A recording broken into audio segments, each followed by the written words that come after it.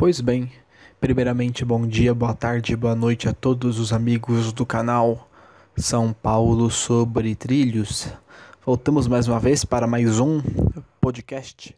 Dessa vez, podcast no trecho de número 24. Começando bem a semana, neste domingo de certa calmaria.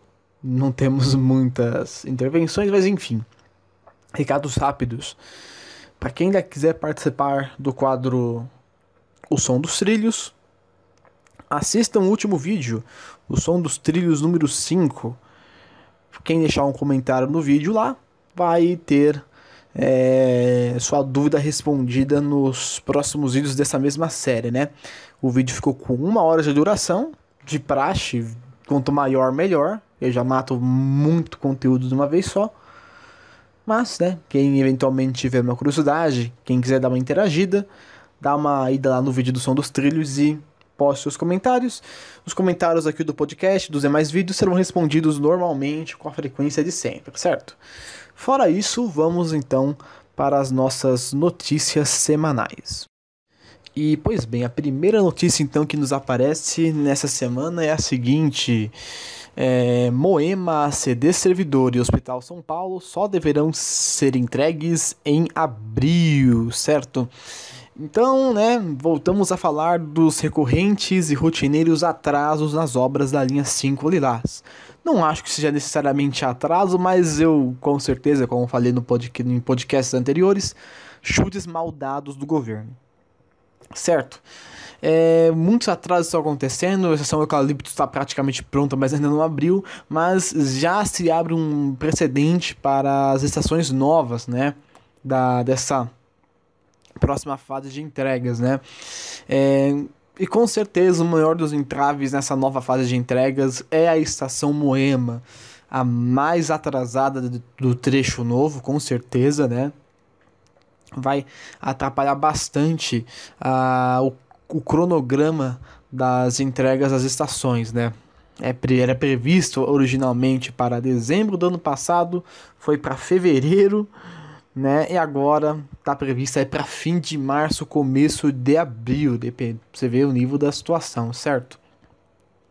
No caso dessas estações, em Moema especificamente, falta muito ainda a conclusão da parte do paisagismo, que é a confecção da praça, com aquelas plantinhas, né? Enfim, deixar tudo bem arrumado ali na questão externa, os acessos à estação e alguns detalhes internos, como colocação de comunicação visual e testes de alguns sistemas, como sistema de bloqueios, monitoramento, teste de incêndio, enfim, uma série de sistemas que são instalados em cada estação. Esses também ainda estão em processo de instalação.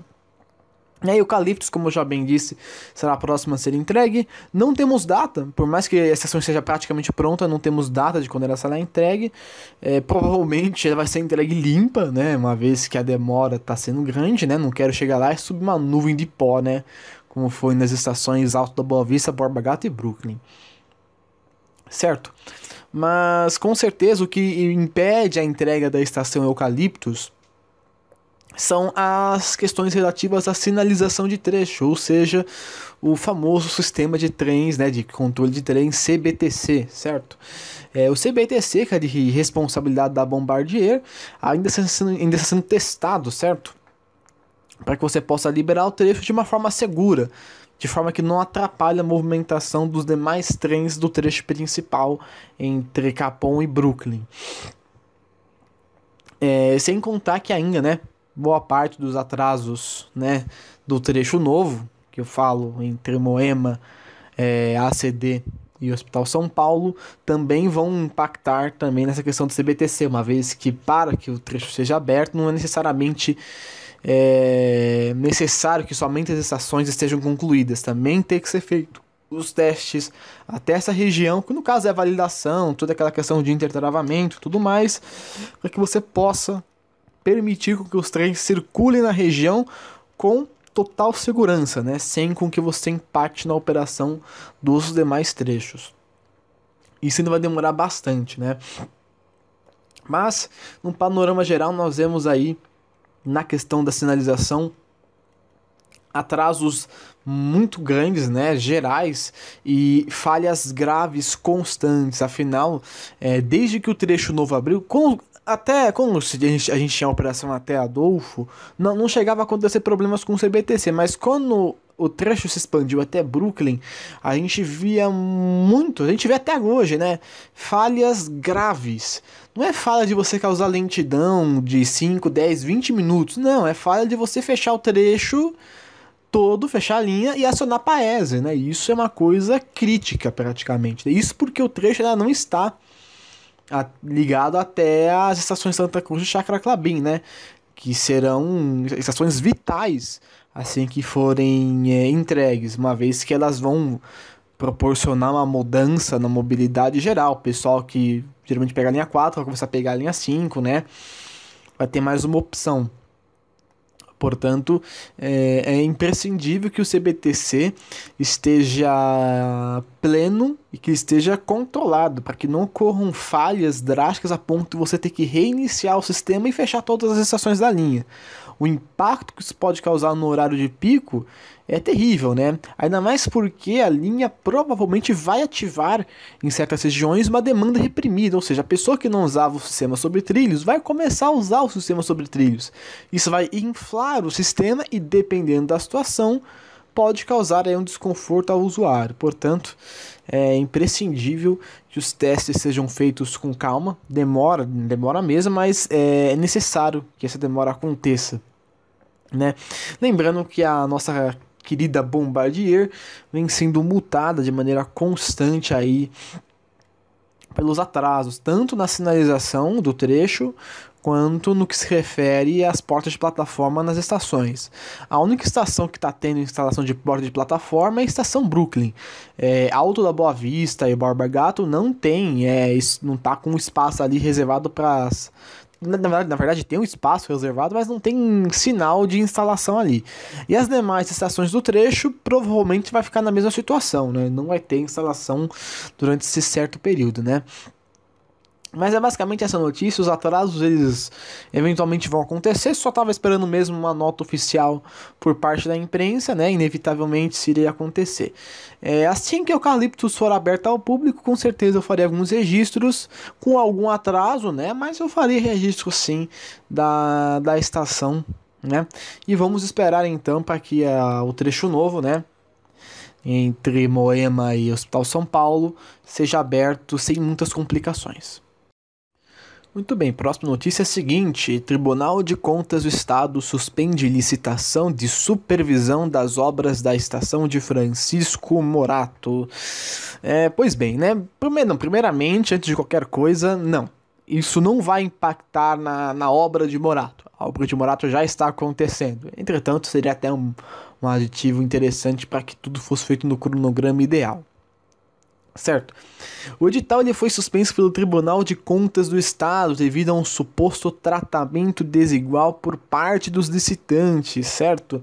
O valor dessa licitação está aí na casa dos 22 milhões de reais, certo? É um contrato para supervisão das obras de Francisco Morato, né? Nós temos uma empresa que vai fazer a construção e outra empresa vai fazer a supervisão, no caso, ajustar toda a questão de cronogramas, planejamento, enfim, provavelmente vai ser uma empresa que vai atuar como um canal entre a CPTM e a empresa, né, a construtora da nova estação, uma vez que a construção da estação vai impactar na operação, e isso precisa ser muito bem visto, né? Entre as principais reclamações aí que foram expostas para que fosse apreciado essa paralisação do edital, foi, além do tratamento desigual, a exigência de qualificação técnica em desacordo com a legislação e a subjetividade de critérios para julgamento das propostas. Ou seja, no resumo da ópera, estava uma coisa um pouco direcionada, um pouco em aberto, mas direcionada, né? Não foram listadas aqui as empresas ou os entes que fizeram tal reclamação, não sabemos se tem relação com o sindicato, se foram as próprias empresas interessadas que acabaram abrindo essa reclamação. Fato é que quando a gente fala de de subjetividade de critério para julgamento, a gente fala uma coisa um pouco confusa, um pouco aberta, muito ampla, né? E a questão da qualificação técnica em desacordo com a legislação, né? Provavelmente exigências a mais ou a menos que estejam sendo colocadas no edital, né? Isso tem que ser atento, né? Vamos ver no que vai dar, né? Não é, pelo menos ao primeiro momento não parece ser algo tão grave, né? Parece aparentemente ser algo secundário, mas de importância para o bom desenvolvimento das obras, né? No caso, então, a CPTM vai ter 5 dias para prestar esclarecimentos ao Tribunal de Contas, a fim de liberar, né, o edital e concluir, de fato, aí todo o processo licitatório para a supervisão das obras de Morato, né? Esperamos, então, que sejam feitos os devidos esclarecimentos e, caso haja inexistência de irregularidades, que o processo possa ser feito no seu trâmite normal. E falando em Francisco Morato, uma boa notícia, né? No dia 17 de fevereiro de 2018, oficialmente se iniciaram as obras da estação, ou seja, né, foi assinado a famosa ordem de serviço, né? Para quem não sabe, a licitação é ganha pela empresa, mas só é iniciada com a ordem de serviço, certo? Tem toda essa sistemática, certo? Mas um ponto importante, finalmente nós vemos as máquinas ativas no trecho para fazer ali a construção da nova estação, né? Inicialmente serão feitos trabalhos no que tange a topografia, ou seja, o relevo do trecho, né? Talvez tenha alguma rampa, algum nivelamento diferenciado, e a demolição das estruturas antigas, uma vez que a estação de Morato, a antiga, não foi totalmente demolida, né? Ela vai ser destruída totalmente para a reconstrução de uma nova estrutura mais moderna e com um monte de coisinha a mais que eu vou falar para vocês daqui a pouco. Num segundo plano será feita a famosa terraplanagem, ou seja, com os relatórios da topografia, você vai nivelar a estação de maneira que você possa ter ali um terreno plano e o consequente remanejamento das vias, né? Como de praxe acontece em várias obras e estações, primeiro é feito um remanejamento de via, ou seja, um desvio natural ali nas vias do trecho, para que você possa construir a estrutura da estação, e depois de construir a estrutura da estação, você remaneja as vias para o seu local original. Certo? A estação contará aí com uma área aproximada de 6.000 metros quadrados, aproximadamente 300 empregados na obra aí, trabalhando para a demolição, o serviço de terraplanagem e eventualmente na construção. A estação contará com 3 plataformas, certo? Serão plataformas laterais, mais uma plataforma o serviço até Jundiaí. Se eu não me engano, a Morato Antiga tinha o mesmo esquema de 3 plataformas. Eu não cheguei a visitar a Morato Antiga, né? A atual tem uma plataforma central apenas, né? Mas a estação nova aí terá 3 plataformas, que será de grande utilidade, né? Eventualmente, em caso de obra, a gente pode usar uma outra plataforma ali para desvio, né? Eu tenho a imagem ali do croquis das plataformas, eu não vou lembrar agora de cor como é que fica os lados dela. Mas a plataforma de Jundiaí, que eu me lembro bem, é uma plataforma separada ali, vai ser a última plataforma ali do canto, né? Além, né, de itens de acessibilidade, 5 escadas rolantes na estação e 3 elevadores a serem instalados. Acessibilidade geral, no caso a gente fala de rampas, dos próprios elevadores, um bloqueio especial para passagem de deficientes, além do piso tátil. Sim, o piso tátil é muito importante também ressaltar o piso tátil. Não sei, provavelmente vai ter sim aquele famoso acionamento de botão para uso de pessoa que tem deficiência, né? Algumas estações têm ativo, outras não têm ativo esse sistema, né? Porque só aperta o botão vai funcionar ajudar, né? O braille em alguns mapas de estação, né? Que ajuda bastante o pessoal aí com deficiência visual. O atendimento da estação ali vai estar em torno dos 35 mil usuários por dia, né? É capaz até que mais pessoas venham utilizar a estação, né? Que a nova obra ativa uma demanda reprimida, né? Isso sempre acontece, né?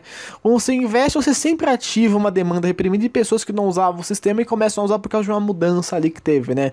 A estação atual, ela é provisória, tá ali há uns mais de 5 anos, acho que tá uns 7, 8 anos já, a provisória, né? Devido a esses problemas, né? O consórcio responsável pela obra Telar Espiavias, né? Ou Espavias, né? É estranha a pronúncia aqui da contratada, né? E o planejamento, né, o prazo para entrega da estação está na casa dos 36 meses, ou seja, 3 anos mais 1 ano relativo à operação assistida. Caso haja qualquer tipo de falha ou problema na estrutura da estação, a empresa ela estará ali dando suporte nessas situações. Lembrando, né, que o drama de Morato é de longa data, né? Morato faz parte de um plano de modernização de várias estações da linha 7 Fubi da CPTM. Franco da Rocha e... Não é Vila Clarice, Vila Aurora, velho. Franco da Rocha e Vila Aurora fazem parte desse mesmo pacote de... No caso, Vila Aurora foi uma estação nova, né? Mas Franco da Rocha foi um caso de estação antiga que foi eventualmente modernizada, né? Morato faz parte do mesmo pacote, só que o que aconteceu é que a CPTM acabou pegando empresas, né? Ele conseguiu licitar tudo certinho, só que a empresa, nesse último caso, ela se recusou a fazer a obra. Não vou agora me recordar o motivo pelo qual ela se negou a fazer a obra. Se eu não me engano, foi por questão técnica do tipo da obra. Eles não estavam de acordo com o método adotado e pararam a obra, né? Isso foi um caso que aconteceu com a própria empreiteira. A CPTM teve que rescindir o contrato, relicitar, e sabe, relicitação tem toda aquela coisa, o que já foi feito, o que não foi feito, alguma mudança no projeto que eventualmente pode acontecer, né? Geralmente sempre acontece uma mudança no projeto e lança de novo, tem um pessoal que vai demonstrar interesse, enfim. É um processo que demora muito, então parece que dessa vez, né, eu não vejo por que a estação não ser construída agora. Agora eu acho que realmente vai, né? E espero que vá mesmo, porque Morato é uma estação que em tese é o terminal ali, né? Seria a última estação da região metropolitana. Depois dali pra frente é Jundiaí. Dali pra frente a gente não tem muita notícia se vai ter alguma coisa nova ou não. Talvez tenha algum projeto de adequação ali, né? Naquela região, mas nada confirmado. Entretanto, é muito bom que as obras sejam iniciadas. E esperamos sim que o pessoal de Francisco Morato seja muito beneficiado pela essa estação e que nós possamos finalmente aí propiciar aos usuários a qualidade de serviço que eles merecem. Então, né, vamos ver se daqui a 3 anos a Morato Nova estará plenamente funcional para os usuários daquela região.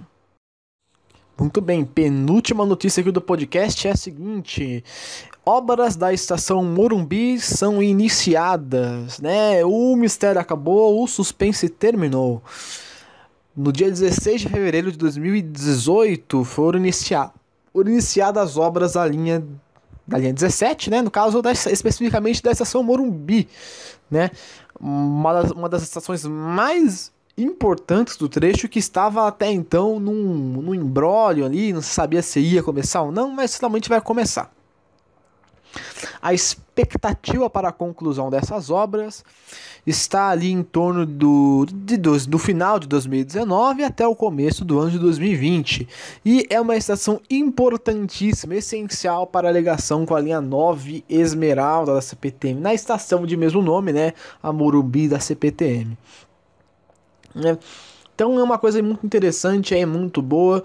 Era a última estação que estava ali para construir, né? Tava um mistério, será que vai construir, será que não vai, né? Mas ela precisa ser construída sim. Ela, diferentemente de outras estações, ela tem essa importância devido ao fato de que, para que a operação do trecho seja plena, a estação precisa ser construída, uma vez que a sinalização, né, no que se refere mais à mudança da via, né, os aparelhos de mudança de via, que no caso do monotrilho é o famoso track switch, né? Para quem não sabe, o aparelho de mudança de via do monotrilho é uma coisa enorme, né? Não é um trilhozinho que desloca para cá e para lá, não. É um equipamento gigante. Você tem que fazer uma movimentação apurada ali do trecho, né? Você vai deslocar a via propriamente dita, né? Aquele bloco de concreto enorme vai ser deslocado para propiciar a mudança da via. E sem isso, né, sem a estação Morumbi, não seria possível chegar na estação e passar para o outro lado, uma vez que não existem aparelhos de mudança de via ao longo do trecho, né? Talvez em algum ponto específico, mas na estação ali Morumbi é o único que tem, né? Mais por ser uma estação terminal, né? Por enquanto terminal, né? Futuramente será uma estação intermediária, né? A estação será construída pelo consórcio CCIN e CCCC, como já explicado em podcasts passados.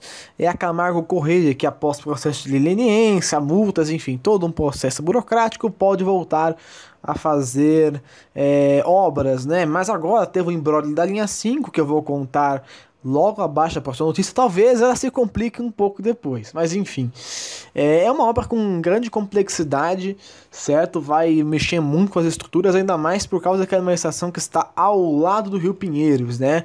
De acordo com algumas análises feitas, parte das fundações da nova estação estarão dentro do Rio Pinheiros. Isso vai exigir aí um pouco de esforço por parte da equipe técnica da estação, que terá aí que fazer um trabalho um pouco sujo no bom sentido, né? E claro, né, as obras além disso contemplarão reflexos na linha 9 Esmeralda, uma vez que existirá a expansão da plataforma da linha da estação Morumbi da CPTM, né? Da mesma forma como aconteceu com a estação Pinheiros. A estação Pinheiros original, ela tinha uma plataforma um pouco mais ao norte do trecho, teve uma expansão ao sul, tanto que você vê que Pinheiros tem a plataforma, tem uma parte que é nova, tem uma parte que é velha, né? E tinha uma saída que ia cair lá no terminal, só que a saída foi fechada.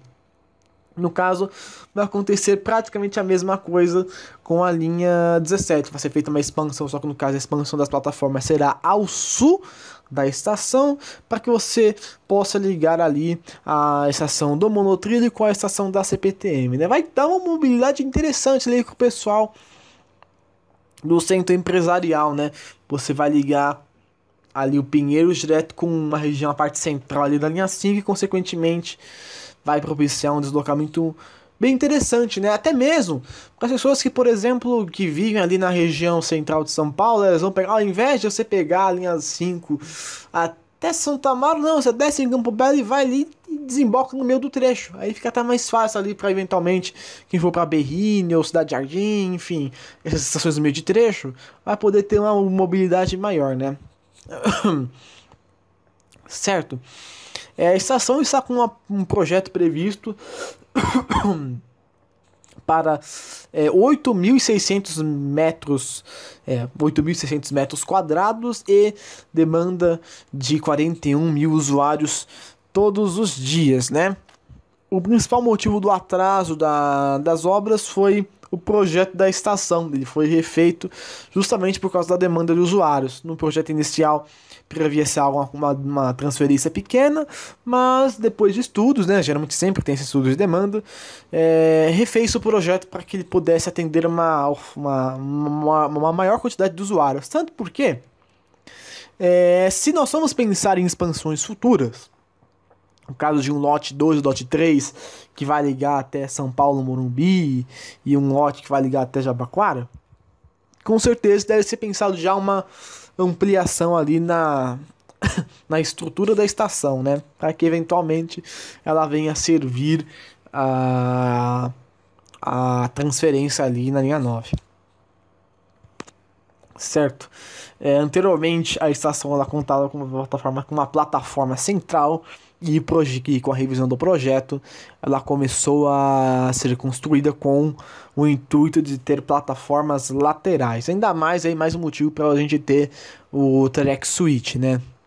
Porque não teria problema se fosse uma plataforma central, se a pessoa desembarca e vai para o outro lado, como é lateral, não tem como você ter que mudar de plataforma, né? Pois bem, muito provavelmente essa obra será entregue pela concessionária, que é a Via Mobilidade, né? Obras de responsabilidade do metrô, só que com entrega pela concessionária, no mesmo modo que acontece com a linha 4 amarela, é uma obra de metrô, só que quem entrega ali é a concessionária. E, né, para quem tem dúvidas sobre as fases 2 e 3 da linha 17, né, a fase 2 que seria até São Paulo Morumbi, a fase 3 que seria até a estação Jabaquara, não temos previsões, né?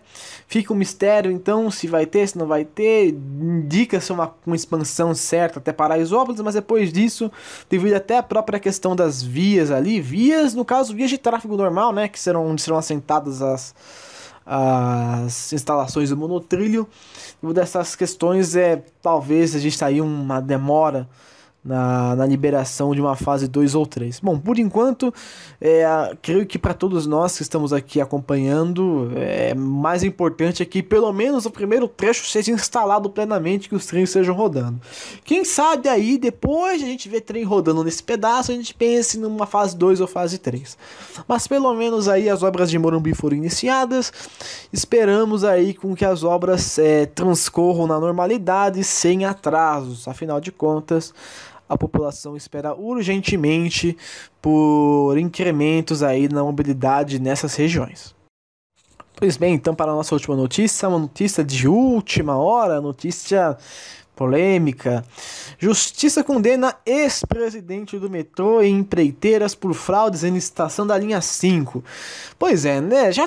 Eu realmente já estava esperando já uma notícia desse tipo.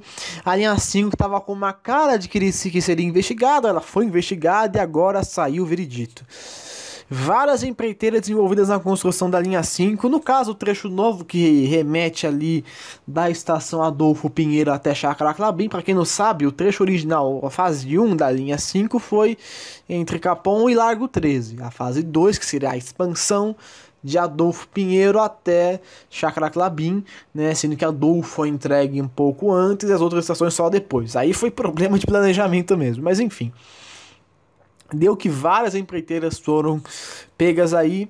Temos uma pequena lista das envolvidas, que são as empreiteiras Queiroz Galvão, Andrade Gutierrez, Mendes Júnior, OAS, Cervenc Curvisan, eu acho que é Cervenc Corvisan, não sei se isso aqui tá errado aqui a escrita, né? Heleno E. Fonseca, Iesa, Setenco, CR Almeida e Cosben, né? Aldebrecht não tá nesse bolo aí, né? Milagre. Mas são todas cartas marcadas, todo mundo já sabe quem são essas empresas, né? Grandes empreiteiras, e infelizmente aí estão mais uma vez no bolo, né? Bolo que foi, né, feito anos atrás, há uns 5 anos atrás, e que agora tá dando aí as suas consequências, né? Além de uma grande multa, as empresas não vão poder participar de licitações por um período de 5 anos e não receberão incentivos fiscais durante esses mesmos 5 anos. Ou seja, como eu falei na obra da linha 17 ali, né, talvez a Camargo Corrêa tenha alguma dificuldade ali em fazer as obras, né? Mas veremos aí, né? Por enquanto a gente não vai ver tanta empreiteira grande fazendo obra de metrô, né? Que pode ser um pouco complicado, uma vez que a gente tem obras da linha 2 aí a seguir, né? Enfim, vamos ver no que vai dar, e isso vai ter uma consequência futura. E também, né, uma das coisas mais impressionantes é que um dos acusados aí no meio foi o Sérgio Aveleda, né? O ex-presidente do metrô, atual secretário de Transportes Municipais, né, da cidade de São Paulo. Foi condenado à perda da função pública e suspensão dos direitos políticos por 5 anos, né? No total, a restituição aos cofres públicos chega a 326.915.754 reais e 40 centavos, mais uma multa aos envolvidos. Não temos certeza de quanto será essa multa, mas será uma multa gorda, né? Sérgio Aveleda rebate as acusações. A questão do Sérgio Aveleda é que é um pouco complicado. Para muitas pessoas do ramo de transportes, eu não tive a oportunidade de conhecer o Aveleda, né? Eu sou de uma época um pouco nova, né? Mas para quem... O Aveleda ele já foi presidente do metrô, presidente da CPTM, nos governos Serra e Alckmin, né? Então, toda aquela questão do Expansão São Paulo, O Aveleda pegou justamente essa época do Expansão São Paulo, né? Para muitas das pessoas que estão na área no setor de transportes, ele é um cara que sempre foi ficha limpa, nunca teve problemas com corrupção nem nada, né? Um cara que é 100% confiável, tanto que até hoje ele tá aí na área pública, né? No caso, atuando como secretário de transportes em São Paulo, né? Ele rebateu as acusações, de acordo com as palavras dele, né? Ele não teria participado da construção desse edital e não assinou nenhum tipo de documentação referente a esse contrato da expansão da linha 5 Lilás. Portanto, né, vê-se aí uma espécie de injustiça, né, entre aspas, não sabemos se realmente tem envolvimento ou não. O que talvez tenha feito o Aveleda entrar no bolo junto com as empreiteiras é o fato dele não ter suspendido as obras da linha 5, né? Que com certeza, suspender as obras da linha 5 acarretariam em atrasos maiores. Talvez a gente nem veria as estações que foram entregues agora no ano passado, seriam entregues talvez ano que vem, daqui a 2, 3 anos, quem sabe. Mas, né, é impactante aí, né, um dos nomes conceituados, né, não um tipo de cara que é nome, não diria nome grande, mas é um nome conceituado aí na parte dos transportes, sendo acusado aí nessa formação de cartel, né? Pra quem não sabe, essa acusação aí da linha 5, essas obras fazem parte daquele cartel lá. Num dos podcasts, acho que o maior podcast que eu fiz, eu cheguei a falar um pouco sobre o histórico do cartel tem um cartel de trânsito, tem um cartel de obras. É um cartel, são dois cartéis, então eles trabalham em duas áreas, né? E no caso teve esse problema aí, no caso faz parte do cartel de empreiteiras, que é o cartel de construção, né? Enfim, ele está nessa enrascada. Como é uma decisão em primeira instância, todas as empresas, incluindo a pessoa do Sérgio Aveleda, podem recorrer da decisão, né? Bom, eu não tenho muito o que opinar, não conheço muito o trabalho da Aveleda, sei, de acordo com terceiros, que ele é uma pessoa idônea, nunca se meteu em confusão, né? Vamos ver, né? Vamos esclarecer as coisas e se ele realmente não fez nada, não tem nada a ver com a história, que seja libertado, não, porque não vai ser preso, né? Vai ter que pagar a multa, que ele seja inocentado, né? Palavra correta, mas caso exista ali uma irregularidade, uma improbidade, nossa senhora, deixa eu pegar aqui o meu amigo Google, nessas horas tem que pegar o Google, improbidade... Isso é impobridade administrativa. Eu travei aqui a minha linguística. Impobridade administrativa é quando o ente público ele age às vezes de má fé com a coisa pública, né? Às vezes ele vai fazer uma licitação, só que ele faz com sacanagem para poder lucrar, ter desvio de verba, enfim, né? Ele foi acusado de impobridade administrativa. Portanto, se não for constatado, se realmente não foi ele, que seja inocentado. Agora, se tiver dele envolvido, meu amigo, me desculpe, a condenação é nada mais, nada menos que consequências de ações mal feitas, de ações mal executadas, não diria mal executadas, mas de ações de má fé. Coisa que hoje em dia no governo, infelizmente a gente está cheio aí, né? Tendo isso em vista aí todo o processo do cartel de trens e o cartel de obras que nós tivemos ao longo de mais de 15, 20 anos aí, atuando tanto no metrô quanto na CPTM. Mas por fim, né, empresas punidas têm chance de recorrer. Vamos ver onde essa história vai dar. O que importa é que as obras estão sendo concluídas e elas não podem parar. Pois bem, esse foi mais um podcast no trecho, dessa vez a edição de número 24. Agradeço a todos que acompanharam até aqui. Não vi qual é o tamanho do podcast, né? Pois bem, me enrolei ali na questão da impobridade administrativa. Agradeço a todos que acompanham o podcast. São notícias semanais, são todas pegas ali, direto da fonte. E enfim, né? A gente tá vendo aí muita coisa andar. Projetos que estavam parados começam a dar alguns sinais de vida, o que é importante para a população, certo? No geral, é basicamente isso. Desejo a todos que aproveitem as suas semanas e deixe seus comentários. Se tiverem dúvidas, questionamentos em relação a qualquer tema abordado ou não, coloquem aí nos comentários que eu terei o prazer em respondê-los assim que possível. No no menos é isso, agradeço e até a próxima edição do podcast No Trecho.